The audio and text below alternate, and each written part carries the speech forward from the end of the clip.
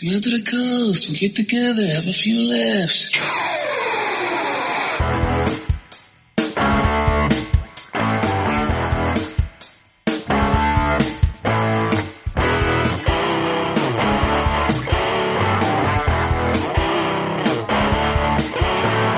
Yippee Ki-Yay Motherfuckers, and welcome to the inaugural episode of Dropping A Deuce, a monthly podcast where we take a look at every single one of the 40 direct-to-video releases in Bruce Willis's acting catalog to see if he took the role for a paycheck and dropped a deuce, or if in fact he took the role and gave it his all and dropped a Bruce. I am the notorious Scott K. And from the UK, this is Steve, but you can call me Mr. Smith. And together, we will be your captains on this 3+ year journey through the lesser-known movies of Mr. Bruce Willis's filmography. And we get this train rolling with his very first direct-to-video release, the 2008 neo-noir crime comedy, Assassination of a High School President. Welcome, folks, to the very first episode. A year in the making. We decided a year ago to bypass this because Mr. Willis was diagnosed with a brain disorder. It's something like dementia. He's now been since diagnosed further with frontotemporal dementia, which is not good. Sadly, one day the great Bruce Willis will not know who he is, will not know that he did any of these movies.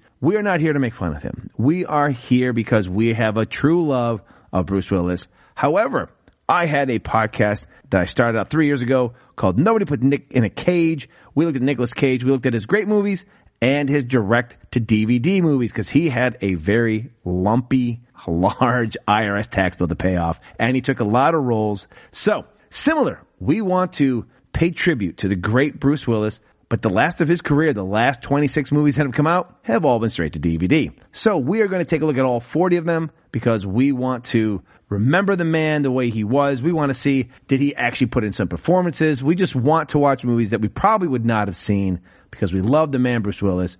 We're going to have fun doing this. We may talk some shit, but it's all in good fun because we truly do enjoy and love this man's work. We're just going to do the hard legwork for all of you out there who don't want to watch all these movies. And we're going to let you know what ones, hey, you know what? This was actually worth the view. Or, hey, guess what? You're welcome. We took the bullet for you. My friend, Mr. Smith, we've done it. Here we are a year later almost. Well, we're finally here. Yeah, well, when you first mentioned the idea for the show, I loved it as a lifelong Bruce Willis fan, you know, from the days of Moonlighting to all his great action movies and so on, to even to some extent his musical career.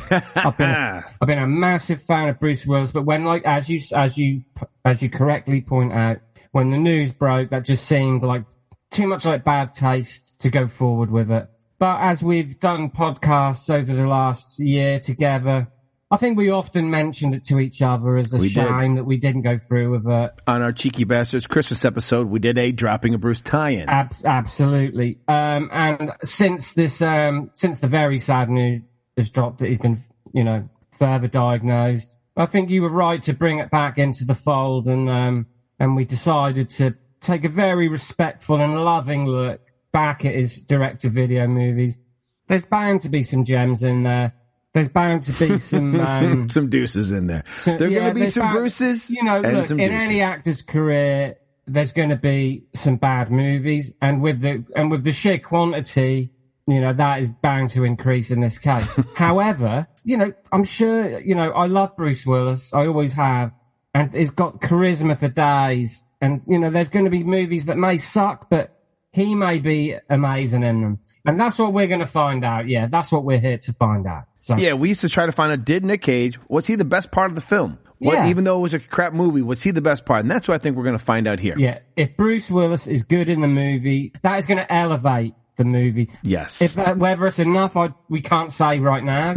we will be sure to let you know. But I'm very excited because, as you pointed out as well, we're going to be seeing a lot of movies that otherwise over the next 3+ years. Yeah, but that's 3 years. I can 40 do that. of his films.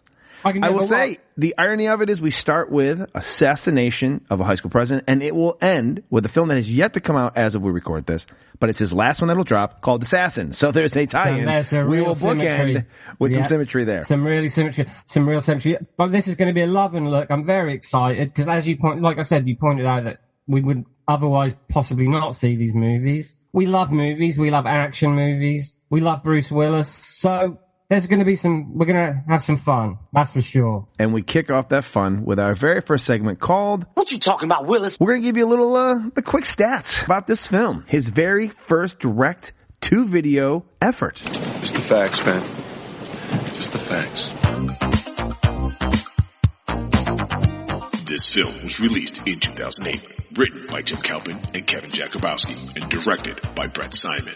Starring Reese Thompson, Bruce Willis, Misha Barton, Michael Rappaport, Catherine Morris, Emily Mead, and Josh Pace, with a running time of 93 minutes. It holds a 6.2 rating on IMDb and a 50 critics and 46 fans rating on Rotten Tomatoes. At a Catholic high school, a sophomore news reporter investigates a case of stolen SAT exams. He thinks he's nailed the suspect and managed to get the popular girl when he realizes a larger conspiracy is afoot. Yari Film Group and Vertical Entertainment present Assassination of a High School President. 48 months, 1,461 days. High school is prom, football games, boyfriends, girlfriends, party at the rich kid's house.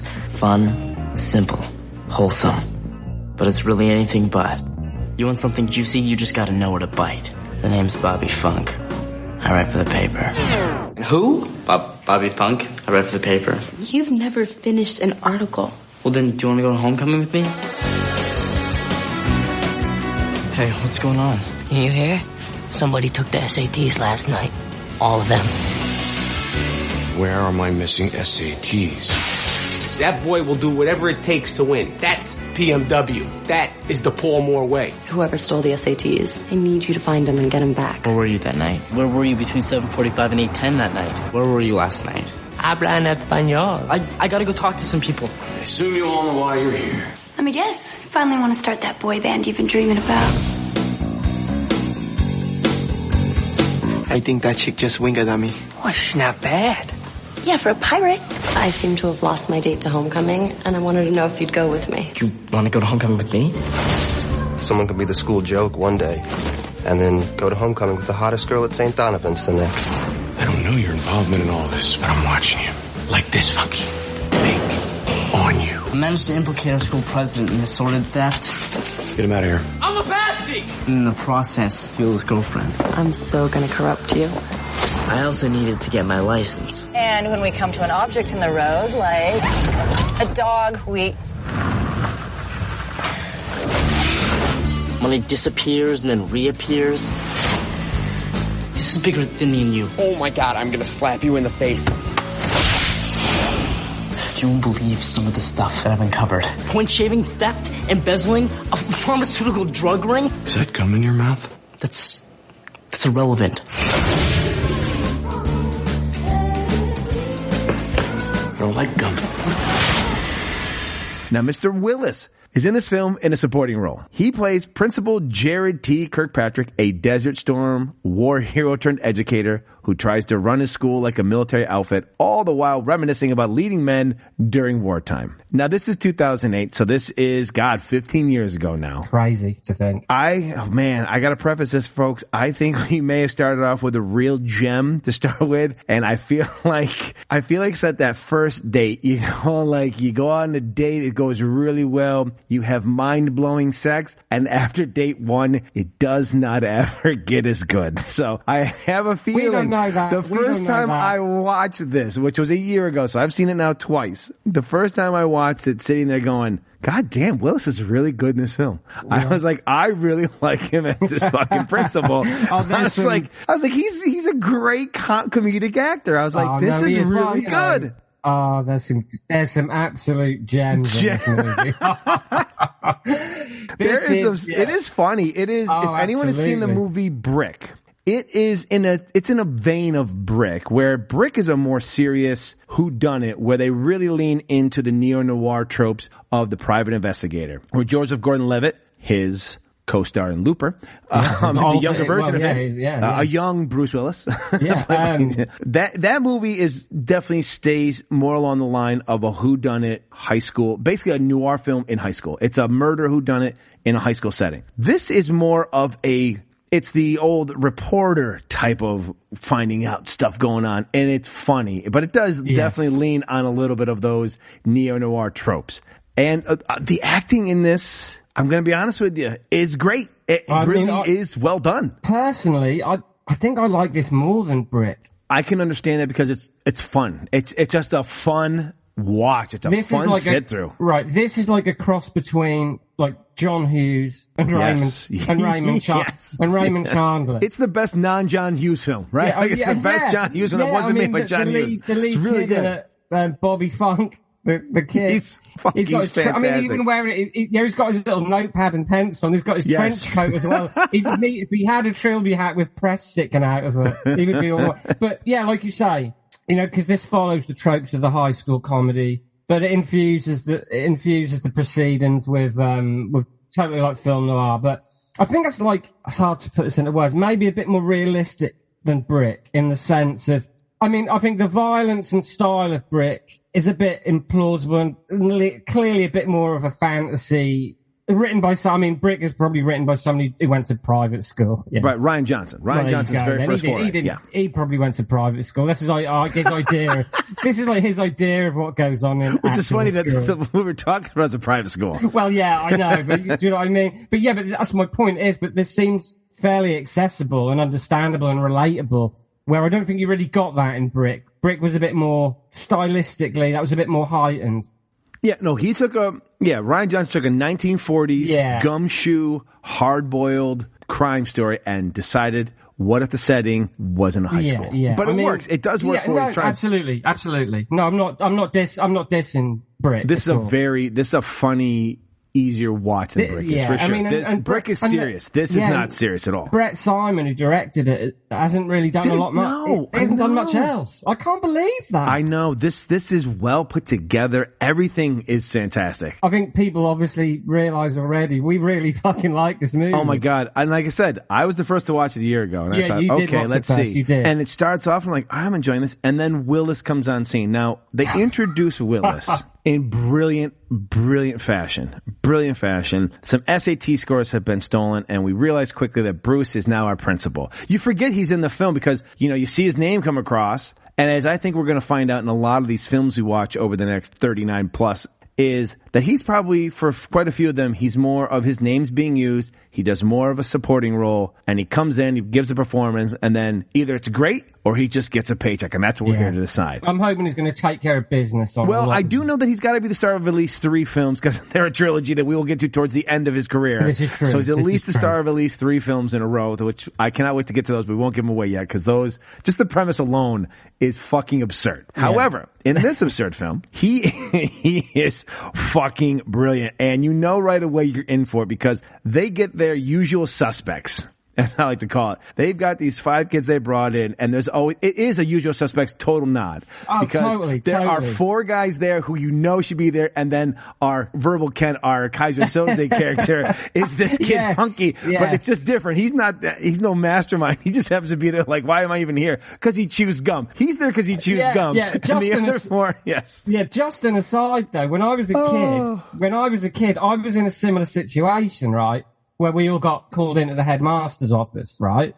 And he went along us all, and he looked at me, and he went, I might have known you'd be in here. And I'd never been in there before. I've never even been in trouble before. So I was like, what the fuck? I was only like 9. I was like, what do you mean? You might have known I'd be in here. I've never been in trouble before. But you're right. This is a total usual suspect nod. Absolutely. And we get to meet these 4 characters, these 4 men who are brilliantly played. But my favorite is Vincent Piazza. He plays Ricky De La Cruz.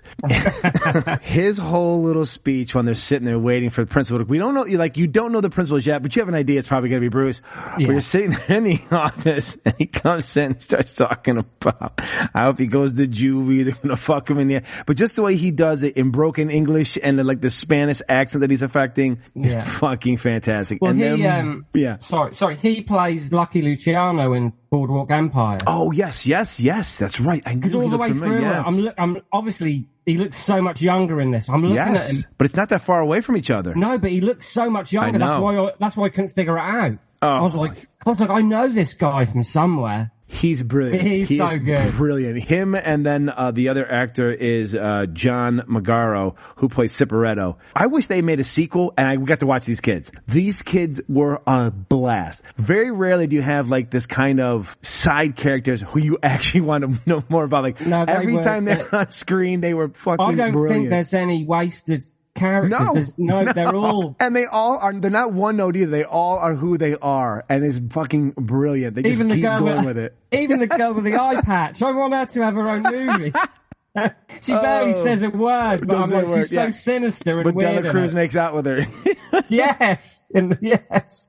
He's so great. Good. But yeah, like I say, I was watching it, I'm like, I know this guy from somewhere, and that he plays Lucky Luciano in they're so great. And then Bruce comes in, and you're like, how is he going to save the scene? He comes in, straight up military type guy, but he's really leaning into it. Like he's leaning into it. He knows he's playing a farce of it, and he doesn't go too far. He does it beautifully. And a female shows up, and she says something about, you're starting your own. Don't go. We'll save it. But the line he delivers. The first time I heard it, I laughed my fucking ass off. It's a choice line, but that's going to come up because it's great writing. It's great writing. Like these two gentlemen look, if those of you who don't know, who have joined us, I'm a Tarantino fan. I love writing. And there's nods. These gentlemen have paid attention to some of the greats. They have paid attention to whether you want to watch all the John Hughes movies or even some of the Superbads, the stuff from the 90s, all the raunchy comedies. But they built it where it worked. Like they knew the lines for laughs and when to hit them. It wasn't just dick and fart jokes throughout. They landed them when they needed to. They really leaned into also being it part of a noir film, making it this investigative reporter. But boy, when they use those side characters to deliver juicy lines, because as he's walking down the line, he says some of you have been somebody who goes, and maybe a little abuse, and he's doing the fucking two fingers up the ass in front of Dela Cruz, like your parents have abused you too much. Honestly, because we're going to discuss later some of the best lines in the film. I think there are a lot of great lines in the movie. Brilliant ones. But Bruce's opening salvo is fucking amazing. I knew right then and there this is going to get my stamp of approval. I knew it. Yeah. Literally his first line is, what effing a-hole would do something like this? Because he's at school, he's trying to not use bad language. And yes, he does use bad language. Then he says, some of you have been abused too much by your parents, and he's doing the finger up the ass. And he's really got it in for people who chew gum. Oh my God, right? Exactly. He threatens to kill someone at one point. Four of them are brought in because they stole SATs and one for chewing gum in class. Really changed his ass. He threatens to kill him, so we'll kill you. However, another character that was not lost, and he's my first note. What the fuck is up with the Spanish teacher? I love him. I thought you were going to say someone else then, actually. He is brilliant. He sings. Yeah, I know. Sings. But then he's trying to find out, he's trying to do that investigative reporter, that little fluff piece for the high school president, and he's in the shower interviewing him. The fucking Spanish teacher. He's in the butt naked, showering with a brush, and he's like slapping himself on the chest. I'm like, I don't know what's happening, but I was thoroughly enjoying it. I loved that they were quietly leaning into maybe this priest, who's the Spanish teacher, might be a pedophile. They might be leaning hard into it. I don't think the word subtext comes into it there, does it? It's just pretty much But the actor just absolutely plays it brilliantly. Yeah. I mean, that actor, he's in quite a lot of... He's in Joker, A Beautiful Mind, Phone Booth, Rounders, Motherless Brooklyn, another Bruce Willis. This is his best role. Yeah, supporting I don't give a shit. I haven't even seen some of them films, but this is fucking definitely better. Oh, he was so good. He was so good. Yeah, when it comes to dialogue and characters, this film is bursting at the seams, I think. Literally every scene has got an absolute peach of a line in it. Or a new character comes into it. Yeah, just the reverent stuff. It's the Paul Moore guarantee. Like, even Paul Moore, this guy's a fucking clown. Yeah, he's talking like The Rock. I mean, the assassination of his character. Yeah, I mean, that is what the assassin. I mean, it makes it sound like someone gets killed, but yes. So the meaning of the film is actually it's a character assassination, obviously. And he talks to himself in the third person, doesn't he? Yes. Like he's not really a douchebag, though, is he? And until he gets framed for the SATs, he's almost always in a towel and not a shirt on. Like even when they call him out, when they even bring him out, he's in a towel. Like it's so absurd, the stuff that happens in the film, but it works so perfectly. I put down, movies have always made high school out to be, especially here in America, something it's not. Like no one gives a fuck about the school president or its class officers. Like they try to make it to be. But I think that's part of what this movie is about, is just making fun, but having a good time doing it, and yet still telling a really funny and engaging story. You know, it's not just this farce. You know, in the 90s they came out with, you know, like the Scream fakes and scary movies and all these knockoffs, like Hot Shots Part 2 and stuff like that. Yeah, well, I was going to say, like, it's not like there's a lot of murders happening at the high school or the college where it becomes just like this implausible farce, like you say. Yeah. It's dealt with in a kind of, I mean, it's not quite realistic, but relatable. Definitely relatable. And you can sort of... It makes fun of the class structure in high school. Yeah, and the archetypes, you know, the characters, you can totally... You knew someone like that at high school or college. You knew people like that, definitely. We all did, you know, and that's why they're there. I mean, that's why they're archetypes. That's why we relate so well to it. And even... Bruce Willis's character. He reminded me of certain, there's aspects of his character that just reminded me of certain teachers, you know, so not only certain moments. So that also was funny for me because he's playing a Gulf War veteran. Now again, I guess maybe because I'm a veteran myself, I can now make fun of this. Well, some people would probably chastise me for it, but the Gulf War was not a very tough war. If anyone remembers the Gulf War in the early 90s, America pretty much landed in Kuwait, forced the Iraqis to turn the fuck around, and it was over in about 100 days. Wasn't a whole lot going on. We pretty much obliterated them. Not what it was like when I went over there and we were there for 8 years in Iraq and then like 15 or 20 years in Afghanistan for God knows why we were there for that long. Well, we all know. Anyways, that's not what this podcast is about. But I've always found it funny that people like him, because there was, you know, you had World War I, World War II, Korea, Vietnam, and then the little skirmish in the desert. And I feel bad for the guys who are part of that, because then you had our war. We were at war longer than both Vietnam and fucking the World War. So like then you got these poor guys who are like in this blink of an eye war, and he's pretending he's talking like it's like he's in Vietnam. General Patton or something.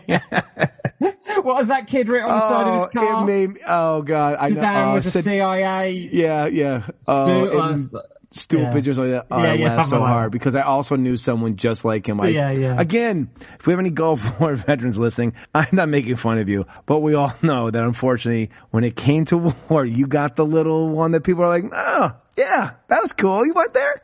You know what I mean? You weren't there all that long. I'm just saying it wasn't the war everyone made it out to be, but I love that Bruce Willis is like, got that 1,000-yard stare when he's talking about it. And again, this is 2008. Did he say the occasional exploding dog? I loved it. I loved every moment that he's on. And no, he steals the show. He does obviously steal the show. For being the biggest name in the film, he doesn't just collect a paycheck, in my opinion. I know we're jumping the gun here. No way. I don't know if it was because he was on set or if it was because all the other kids, everyone who's in this film performs. Just performs brilliantly. Oh, everyone's great. Like, it's hard to say who's the best because when they're on, whoever's speaking is stealing the scene until someone else speaks. Absolutely. Because there's even that moment, you know, well, when he's yelling at him about gum or standing there, and then Siperato, I love this fucking kid, and he's behind like kissing him.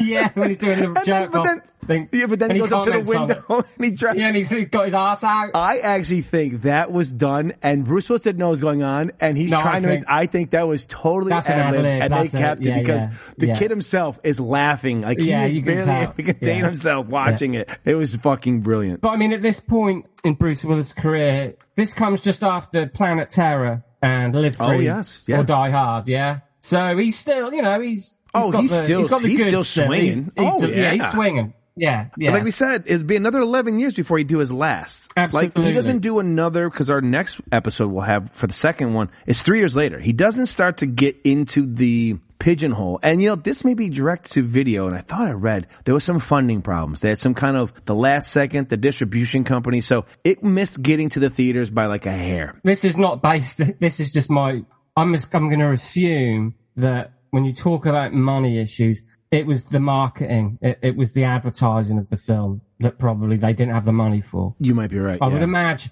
I'm going to imagine, because everything else about the film, I think, I'm kind of, like I say, I only just watched this. You watched it a year ago. And then I watched it this past week. Yeah, so I watched it yesterday, and I watched it again today. And both times I watched it, I'm thinking this should have been a release. Yeah. Or at least, even, do you know what? Even if it didn't reach theaters, it should have been more popular. It should have more of a reputation, at least. I agree.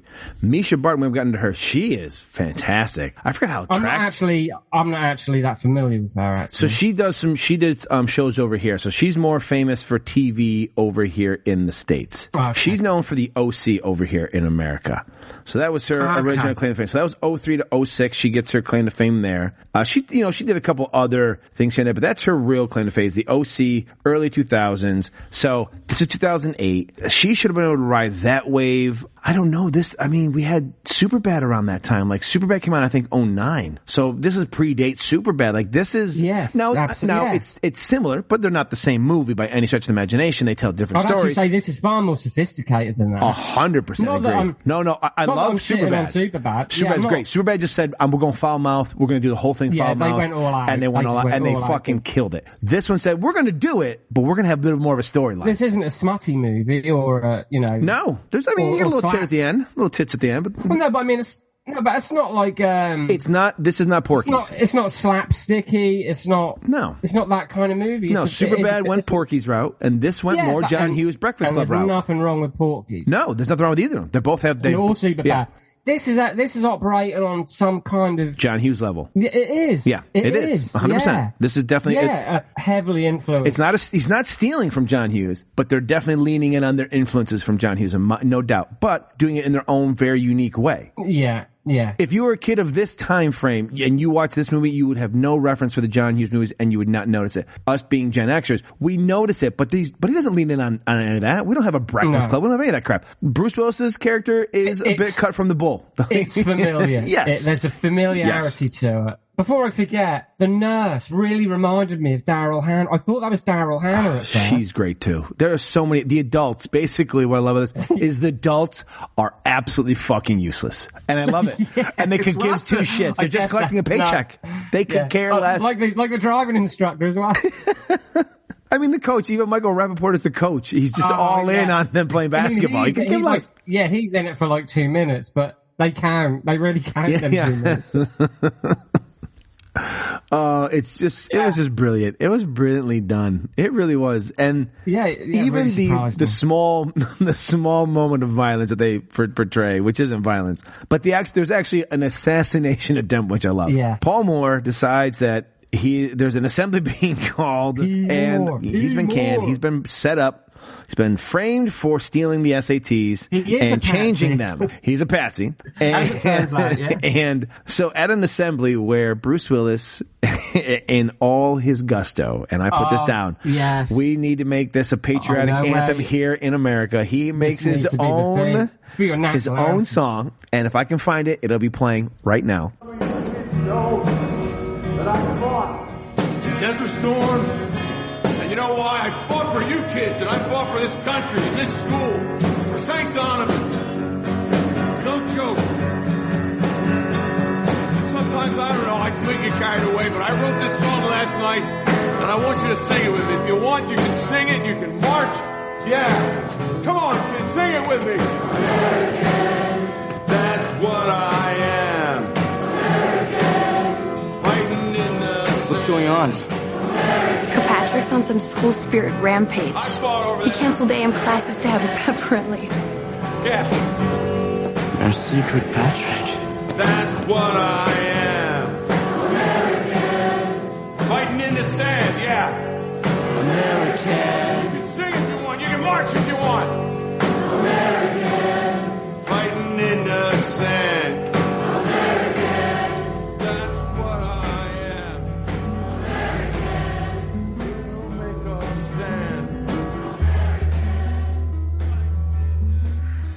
What a brilliant fucking song. And as this is ending, Paul Moore with a paintball gun is shooting everybody, and there's a reason he's doing it. He's basically trying to point out who are the people involved in this. This is true, yeah. And I love that he hits Bruce Willis's character in the shoulder, and he takes off his gun. I've been winged. He's like pretending he's really been shot. And even when he takes him out to the police, he goes, "You almost got a kill shot there, Moore. Not bad."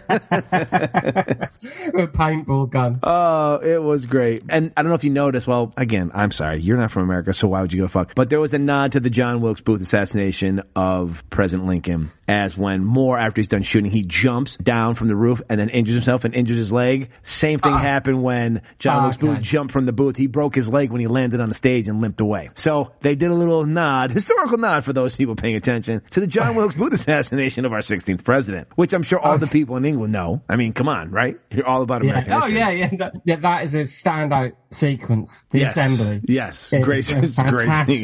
There's a lot of good little sequences. They have a lot of great little back and forth. Yeah. Again, like I say, I've only seen this film is new to me. Mm-hmm. I've seen it twice in 2 days, and I didn't really know about it before. I know. I'm kind of in that buzz at the moment. The great thing is we did this for him, and like you last year, I sat down and said, "All right, let's see what this is about." And as it starts, I'm like, just like you are, I'm like, how did this miss the theaters? Like, how did this not get anything? Like HBO, like nothing. No one picked this up. No one. This isn't on Netflix. No, this isn't anywhere. No. Oh, also speaking of Bruce Willis's character and the whole war veteran thing, he has only got one leg. That's right. I almost forgot that they did. But that isn't addressed, is it? No. That's not addressed, though. And the main character, Bobby Funk. He's really good. Great young actor, Reese Thompson, who I was not young anymore.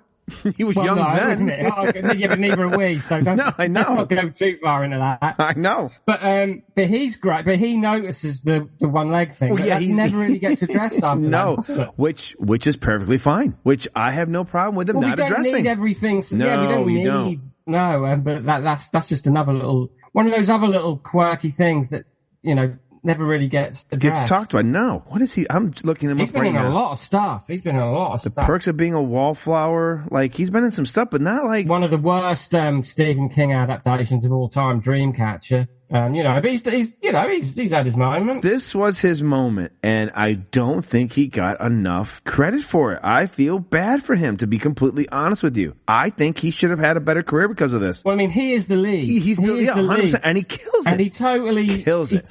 He totally kills it, and I've never seen him before or since. I know. And he's now, he was 20 when he took on that role. He was about 19 to 20 when he took that role on. And now, so he's probably an unknown. He's in his mid to late 30s now. And I kind of get the feeling Bruce Willis, because this was, well, the two big names are Bruce Willis and Misha Barton at the time. At the time, Misha Barton's not as much now, but in that time frame, Bruce Willis is the star, Misha Barton is the next big name. They both killed their roles, but this Reese, he blows it away. He really does. I think Brett Simon as well, the director. I think Bruce Willis was, he's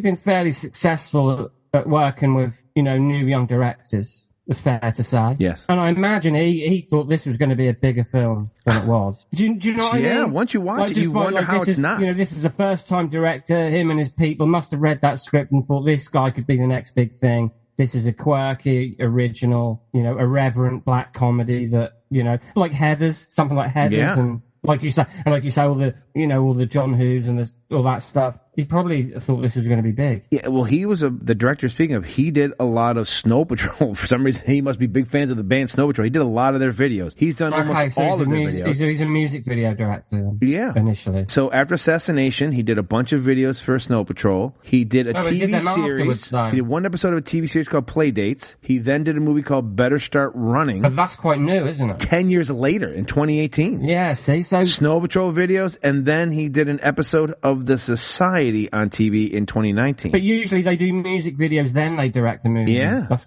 he's on the other route. And then, his second movie is like you say, 10 years later. Yeah. Which is just strange that this film seems to have sunk without a trace. I know. But not anymore. Not anymore. Thanks to the great Bruce Willis and us following his VOD, video on demand, or director, however you want to call it, back to VHS, however you wanted to decide these direct non-theatrical releases. Do we call them straight to video? Do we call them straight to streaming? Straight to video, I guess. VODs, video on demands, DVD, VHS, whatever. How about this? Non-theatrical releases. That's a bit of a mouthful. I was hoping for something snappy, you know, like I get VOD, direct not to video, direct to demand, whatever. I don't know. It didn't come to your theater. That's all you know. All you know is it didn't get to your theater. Yeah. So anyway, that's not important right now. No, they went straight to DVD. Unfortunately, bypassing the normal sausage pattern of making this. I like straight to DVD, but we can't call it STD. These films got STDs, all right? They went straight to DVD.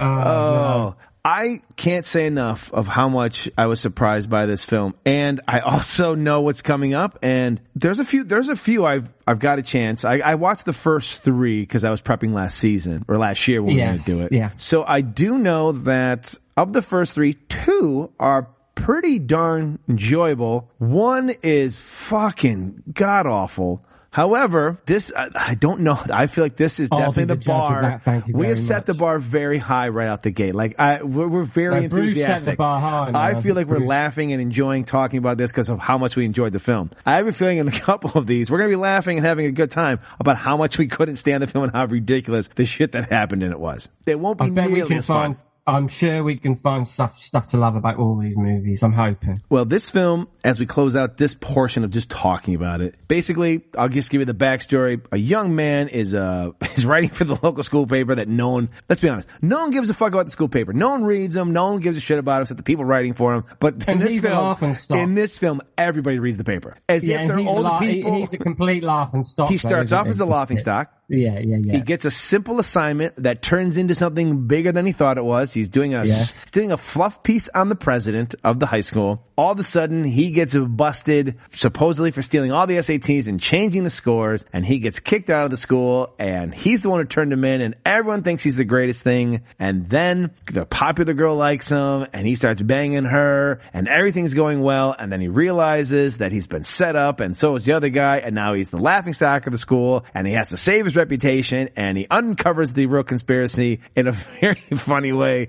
We didn't even talk about the 3 fucking idiots. Oh man, there's so much. And they're awful rap in the garage. There's so much to talk. You were talking us through the plot then, I was thinking that it is just a mirror turned on suburban white people who think they can rap. It was making so much, I loved it. It was making so much fun of it. Yeah. It was awful white rappers. There's the twin, I don't know if they're twin brothers or whether they're just brothers. They're brothers, but they're both. But they're making your mum jokes, mother jokes about their own mother, obviously, because they're making your mother jokes to each other, and you're like, that's our mum. I think one of the rap lines is something about he eats pussy with chopsticks or something like that. That's like, what are you talking about? Yeah, this is a funny movie. But the main character, Bobby Funk, everyone pronounces his surname wrong. Yeah, it's funky. Everyone, it's the running thing. Yeah, it's the running. But there's a really funny bit where he's on the phone to the principal of another university. Oh no, it's the guy. So he's trying to get into that Northwestern summer writing program, and this guy treats it as if he's going to write at the New York Times. But he calls it. He says, "Is that Bobby Funky?" And he goes, "No, it's pronounced funk." And he goes, "No, it's not." They make so much fun of things. But it's so irreverent well done. Is the word really for this film. It's just so well done. Everything's so inconsequential. It's just, brilliant. Did you ever get a man on your back, breathing hard, riding you like a horse? No?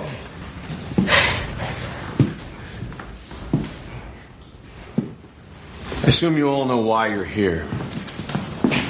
Let me guess. You finally want to start that boy band you've been dreaming about. Landis, do I come down to the strip club where you work and knock the dick out of your mouth? Against the wall. You're late. Actually,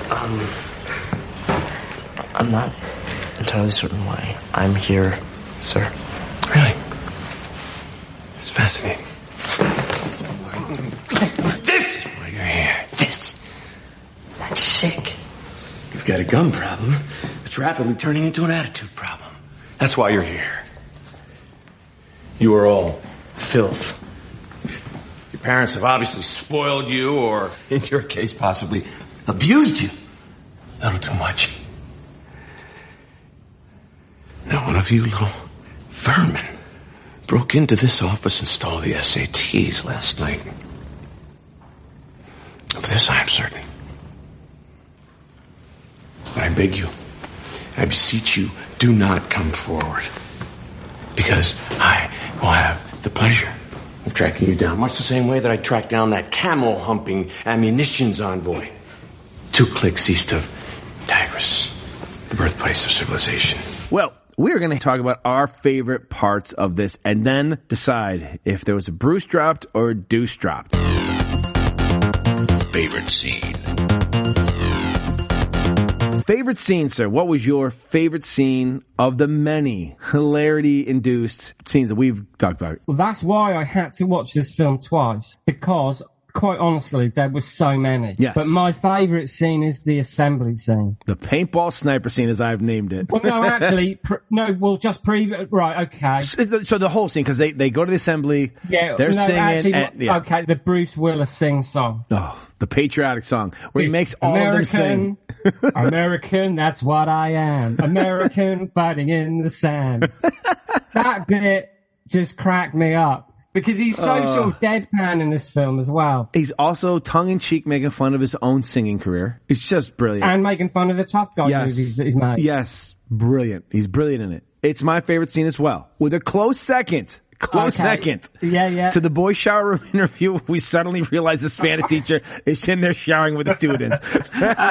That reveal is fucking hilarious. I laughed my ball off the second time. Do you know what? I definitely think we're on the same page here, because I chose the best of the assembly scene as my favourite scene. My runner-up was going to be the shower scene. Oh, it's so good. Oh, so, it's hilarious. No. So are you saying the shower scene is your favourite scene? Second favorite. That's my runner-up. My favorite is the assembly. The paintball sniper, yes, is my favorite. No, I mean, that's clearly such a standout It's scene. so bizarre. Because of Bruce singing, then the paintball shooting. It's just ridiculous. It's so much fun. Everything about that scene is so meta. You know what? Being that I work in a school district, it just makes fun of how adults have assemblies and think that kids give a fuck about the assemblies, and they think they're going to be this big come to Jesus type moment, and they're really pointless. The kids just like because they get out of fucking class. It made so much fun of it. I just absolutely loved it. And that Bruce Willis was leaning into it and singing a song. It was so fucking great. I just thought, do you know what? We'll come back to it. Let's get through what we're meant to be getting through. There's just another scene that cracked me up so much, but let's not ruin the flow of where we are. So the best scene, really, we agree. We agree our on top the best two, scene. even our runner-up. Because I had it down as a runner-up, saying close second is the shower. Yeah, the runner-up is mine too. Yeah. Okay. Yeah. And here's the funny thing: when people watch it, it's not funny until he turned around and he's there. No. And you're just like, and he's still holding on to that weird high-pitched Spanish he's talking in. And he's just hitting himself with the soap brush. It's so fucking great. Okay, so that's a classic. I do believe our favorite one-liner or favorite quote or dialogue from the scene is the same, but I will allow you to give it. You get to go first. All right. Best one-liner. A young girl named Landis comes in as he's reading the riot act to these young men, and I forget his lead in, and she goes, "Oh, what, you're getting to start the boy band you always want to start?" And Willis turns around and goes, "Landis, do I come down to the strip club where you work and knock the dick out of your mouth?" That is. And she's, how old is she? Like 17? 17. Do I come down to the strip club you work and knock the dick out of your mouth? Well, no, because he's such a military, stand-up, straight-laced so guy. Good. For him to say that to like a 17-year-old girl just seems so like out of left field. And so good. That is actually my favourite line too. So that was just peach. That was just a peach of a line. The minute he delivers that, I was already in the movie. I was like, okay, this is pretty good. I'm really liking this. But as soon as that happens and we get our usual suspects and they're starting and then he keeps it going. With you, that didn't even matter what happened after that. I was in. Yes. Yeah. Mm-hmm. Yeah. So that's actually my favourite line of dialogue too. And I was glad that the ne'er-do-wells that he brings in weren't just in that scene. I was glad we got to see them more throughout the rest of the movie. And they were the right people to have in there. They were fantastic. But they were the people. They were the best. So right away, he had the right people. He did. Yeah. Although it so good. Takes a movie to get. Best performance. All right, sir, your pick for best performance. Not necessarily your favorite character, but who you had the best performance in the film. Well, without question, Reese Thompson as Bobby Funk. This kid just, I'd never seen him before. I haven't seen him since. But he totally carries the movie. He's believable. There's a certain type of movie where at the end, the underdog hero punches out the villain. And sometimes you think, that wouldn't have happened. But he really sells it when he punches the fucking, the villain of the piece. Yeah. When that's all that's all been revealed. It's getting wrapped up, yeah. Mm-hmm. And it's getting wrapped up and he gets to punch the bad guy. Sometimes that's a little bit, that doesn't really come across as, real or plausible. But it does in this, when he punches the guy, you fucking believe he could have done it, But he's a great actor. He really is the part. You believe, he's got that presence and believability. So, yeah, definitely, he's my favourite character. My favourite performance. Mine is actually John Magaro as Ciparetto. And look, to pick a best performance in this film is hard. Very difficult. There's no wrong answer because it just who spoke to you more. But what I loved about Ciparetto is he's a pain in the ass. He's stealing the pencils in the beginning. He falls through a table when they're drunk doing fucking beer pong. He does the pull down the pant. Like he is so good. Everything he's doing, he's fantastic. He's tied up for no reason with the lights. Like everything about him, I loved. What sold it for me is he decided that in this scene, I'm going to pull my ass out with Bruce Willis. And it was just, to me, I was like, that is ballsy, sir. I loved it. Yeah. And he even does that thing where, I know it was a bit gross, but he farts in his hand, doesn't he? He puts it in Bobby's face, and you're just like, but you got kind of like, these kids are just fucking around. The total fuck real. ups. Yeah. It's totally real. Yes. You know, it's what people do. We all know these delinquents. Yes, we all know delinquents are not going anywhere. Yes, no, he's great in it. He is great in it. He's actually in the Sopranos movie, The Many Saints of Newark. He's in that. I've watched it, and again, he was another one. I was like, I know that kid from somewhere. Finally, he's playing like an old gangster who's going bald in The Many Saints of Newark. It's 15 years later, 14 years later. Exactly. Jesus Christ. He's in his mid-30s now, of course he is. But this is a new movie to me, so I'm like, that's how old he is now. I know. Favorite character. Now, best character is next, and that's not the same. Performance and character are different. I cheated. I have two. There's a tie. To me, there's a tie. The best characters are the Spanish teacher and De La Cruz. The two of them, because maybe it's because they affect little accents. When the Spanish teacher is teaching Spanish and he only will speak in Spanish, but he does it with this very condescending, high-pitched voice. ¿Por qué? Yeah. And he's like, en español. It's quite feminine. ¿Por qué? En español. Yeah, he's actually my favorite. He's my favorite character too. But him and De La Cruz, De La Cruz too. I was like, you're fucking yes. Like, just everything he's doing is just. He says that, he goes, do you ever do the gay? Yes. Oh, the two of them are just fucking peaches. I love them. My two favorite characters. They're brilliant. Josh Pius, I think, is the priest? Spanish. Oh. Yeah, Padre Newell. He is so funny though. And do you know what? I was absolutely, because I loved him straight away, but the shower scene is the best. Because it starts off, if they hadn't put him in, if you didn't get to see him in Spanish class, like the only class they ever put him in is Spanish class, which I love. The only class we go to is Spanish class. But if they hadn't put him at the beginning of that, it wouldn't have worked in the thing, but it's, no, you had to see it. Brilliant.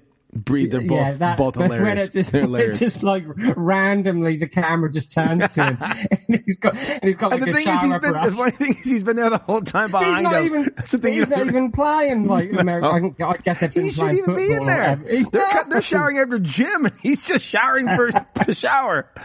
Yeah, but yeah, no, he's my favorite character too. Oh, so that comes down to this: the moment of truth. My good man, on our first episode of Dropping a Bruce, did Bruce Willis drop a Bruce or did he drop a deuce? Listen, this is a definite 2 thumbs up, Bruce. This is an absolute Bruce. There's no stink on this movie. On my Letterboxd account, it's got a 2.5 out of 5. You know, look, that's an average movie. But for a straight to DVD movie that I didn't even know about till yesterday, to have an average score is actually pretty decent.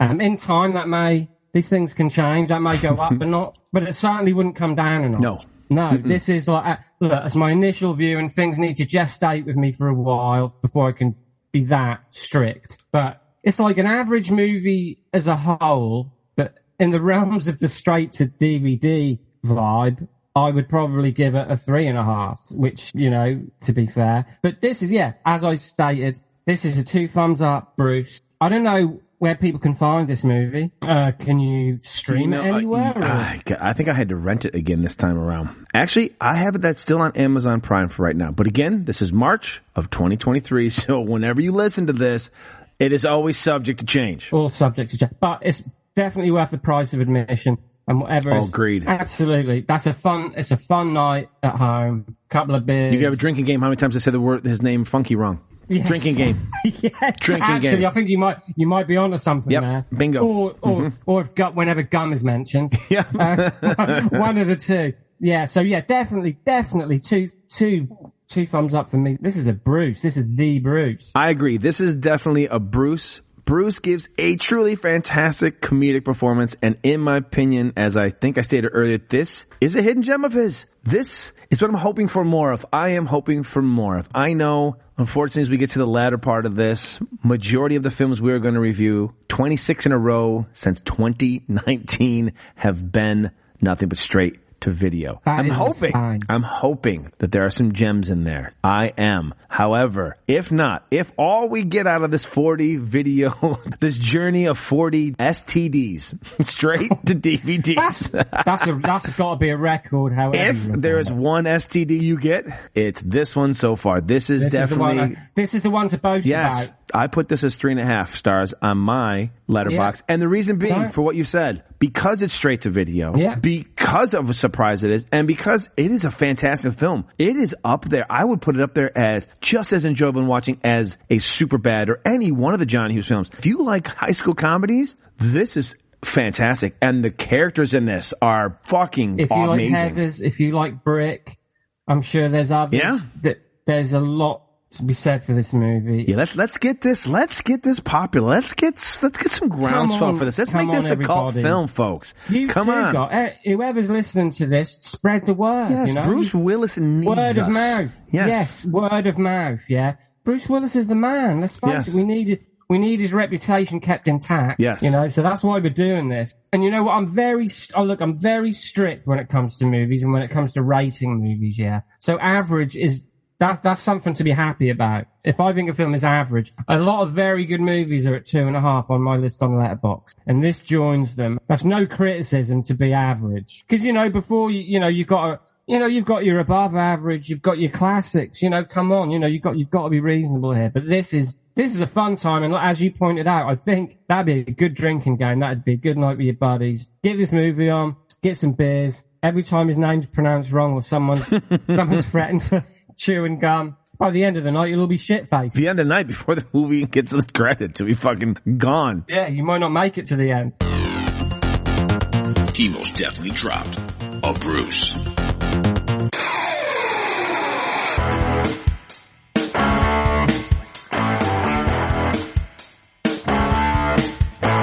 And that will do it for our very first episode. Please feel free to reach out to us on the show's socials, which can be found in the show notes. And tell us what you thought of this film, how you feel about Bruce as an actor, or even to let us know what you think about the show. We'd also greatly appreciate it if you give the show a like, leave us a review, and follow the show on the Last of the Action Heroes Podcast Network, where you can find other amazing podcasts dedicated to such iconic action stars as Stallone, Lundgren, Van Damme, Schwarzenegger, and Seagal. The link to the network can also be found in the show notes. So won't you please join us again next month as Steve and I will be reviewing Bruce's role in 2011's action thriller heist film, Setup, to see if he dropped a deuce or if he dropped a Bruce. Until then, Yippee Ki-Yay, motherfucker.